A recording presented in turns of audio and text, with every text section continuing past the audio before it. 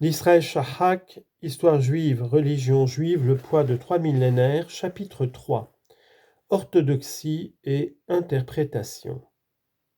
Ce chapitre est consacré à une présentation plus détaillée de la structure théologico-juridique du judaïsme classique. On lit en note. Comme au chapitre 2, j'emploie le terme judaïsme classique pour désigner le judaïsme rabbinique de la période qui va de l'an 800 environ jusqu'à la fin du XIXe siècle. Cette période coïncide en gros avec le Moyen Âge juif, puisque la plupart des communautés juives ont continué à vivre dans des conditions médiévales jusqu'à l'époque de la Révolution française, alors que pour les nations d'Europe occidentale, le Moyen Âge prend fin au milieu du XVe siècle. Ce que j'appelle le judaïsme classique peut donc être considéré comme le judaïsme médiéval. Fin de note. Mais auparavant, il est nécessaire de dissiper au moins certaines des nombreuses idées fausses répandues sur le judaïsme par presque toutes les descriptions qui en sont données dans des langues autres que l'hébreu, notamment celles qui rabâchent les grandes formules actuellement à la mode, telles que, entre guillemets, la tradition judéo-chrétienne, ou, entre guillemets, les valeurs communes des religions monothéistes. Comme il ne peut être question ici de les passer tout en revue, je ne citerai en détail que la plus importante de ces illusions populaires, l'idée que la religion juive est et a toujours été monothéiste. Comme le savent de nombreux spécialistes de la Bible, et comme le montre aisément une lecture attentive de l'Ancien Testament, cette opinion ahistorique est tout à fait erronée. Dans beaucoup, sinon dans la plupart des livres de l'Ancien Testament, l'existence et le pouvoir d'autres dieux sont clairement reconnus, mais Yahvé, Adonai, est le plus puissant. Confère Exode chapitre 15, verset 11.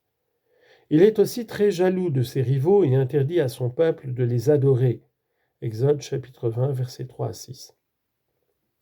La négation de l'existence de tout autre Dieu que Adonai n'est affirmée que très tard dans la Bible par certains des derniers prophètes.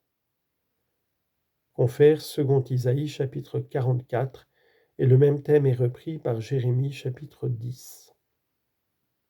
Ce qui nous occupe ici cependant, ce n'est pas le judaïsme biblique mais le classique. Or il est clair, même si cela est bien moins compris, que lui aussi, durant ces quelques dernières centaines d'années, s'est dans l'ensemble éloigné du pur monothéisme. On peut en dire de même du corps de doctrine effectivement dominant dans le judaïsme orthodoxe d'aujourd'hui, qui est la continuation directe du judaïsme classique. La désagrégation du monothéisme commence au XIIe et XIIIe siècle avec le développement de la mystique juive, la Kabbale. À la fin du XVIe siècle, celle-ci aura conquis à peu près tous les centres du judaïsme.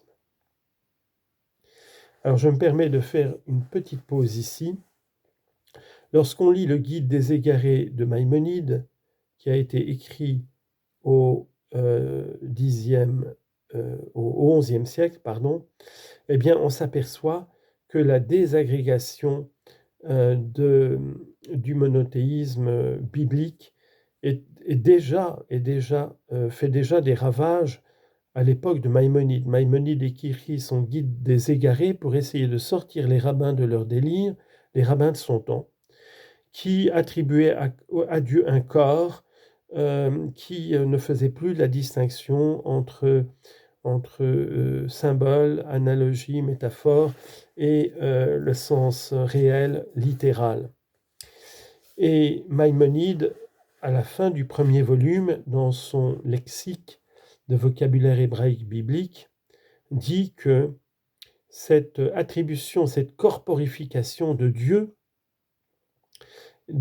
suscite plus la colère divine que l'adoration des idoles dans l'Ancien Testament, en particulier les cultes de Baal et d'Astarté.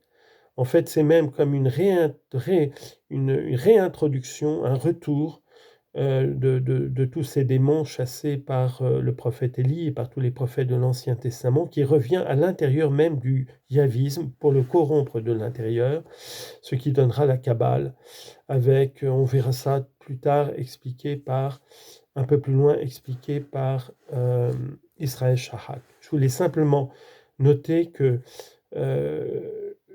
Maïmonide, la grande pensée de Maïmonide, qui est un combat pour la transcendance de Dieu, à l'aide en particulier de la philosophie grecque, c'est un combat qui se fait contre les rabbins de son temps, surtout en France, qui étaient tombés dans le dernier degré de stupidité dans la lecture de la Bible. Voilà, fin de remarque de frère Ismaël. C'est contre ce mysticisme et son influence, plus que contre toute autre chose, que la Haskalah, le mouvement des Lumières juifs, né de la crise du judaïsme classique, eut à engager le combat. Et pourtant, dans l'orthodoxie juive actuelle, surtout chez les rabbins, la Kabbale a conservé sa prédominance. On lit en note, la Kabbale est bien sûr une doctrine ésotérique dont l'étude était réservée aux érudits. En Europe, surtout après le milieu du XVIIIe siècle, des mesures draconiennes furent prises pour la garder secrète et en interdire l'étude, sauf à des érudits éprouvés et sous la stricte direction d'un maître.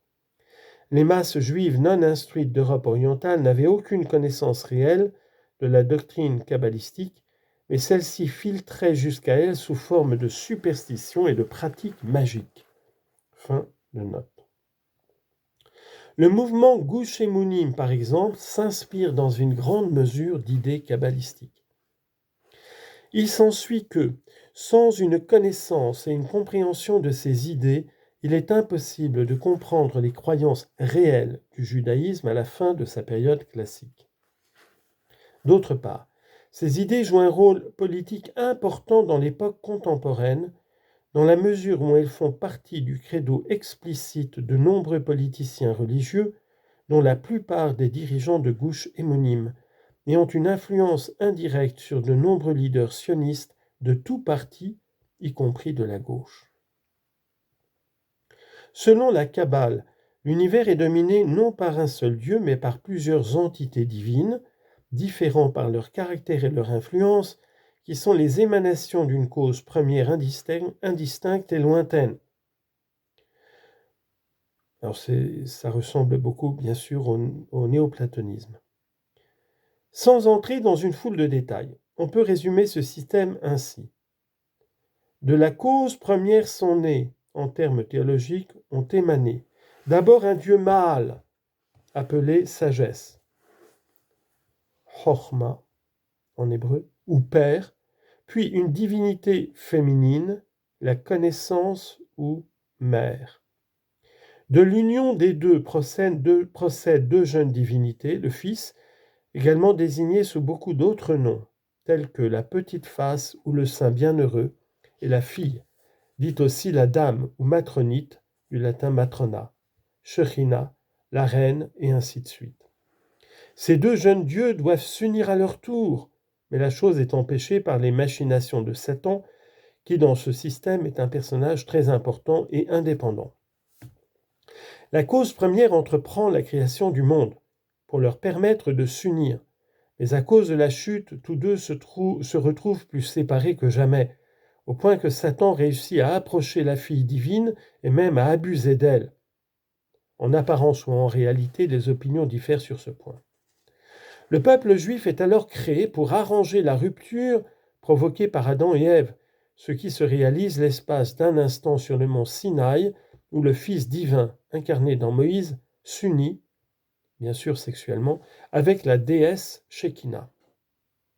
Malheureusement, le culte du veau d'or provoque une nouvelle désunion entre les jeunes divinités. Mais le repentir du peuple juif ramène un certain accord. Les kabbalistes associent de même chaque épisode de l'histoire biblique à une union ou une désunion du jeune couple divin.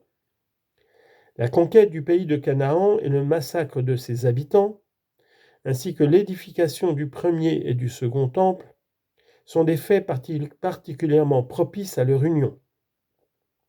Inversement, La destruction des temples et l'exil des Juifs sont des signes externes, non seulement d'une désunion entre les deux jeunes divinités, mais de leur prostitution à des dieux étrangers. La fille tombe sous l'empire de Satan, et le fils, délaissant son épouse, accepte sur sa couche diverses créatures sataniques.